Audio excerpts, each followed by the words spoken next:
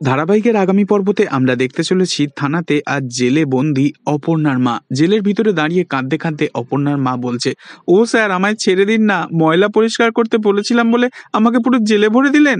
ঠিক তখনই অপর্ণা আসে থানায়, আর চেয়ার টেবিলে বসে থাকা অফিসারকে অপর্ণা বলে, স্যার আমার মাকে প্লিজ ছেড়ে দিন।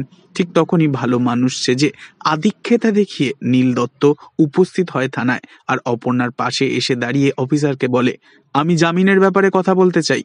এ দেখে অপর্ণা তো অবাক হয়ে যায়, কিন্তু পুলিশ রেগে গিয়ে কনস্টেবলকে বলে, এই একে ধরে আগে মেইন লকআপে রাখো, বড্ড বকবক করছে। এই দৃশ্য দেখে অপর্ণা তো ভীষণই চিন্তায় পড়ে যায়, আর হাত জোর করে কাঁদতে কাঁদতে টেবিলে বসে থাকা পুলিশ অফিসারকে বলে, স্যার আমি হাত জোর করছি, ওনাদের দুজনকে আপনারা ছেড়ে দিন না। ঠিক তখনই অফিসার রেগে গিয়ে অপর্ণাকে ধমক দিয়ে বলে, আপনার মুখের কথায় আমি কাউকে ছেড়ে দিতে বাধ্য নই। ঠিক তখনই আর্য স্যার ম্যাজিকের মতন এসে অপর্ণার পাশে দাঁড়ায়, আর পুলিশ অফিসারকে বলে, আর আমার মুখের কথায়?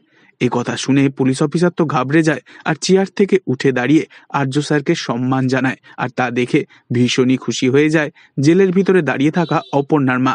তবে মনে মনে ভীষণ রেগে যায় নীল দত্ত।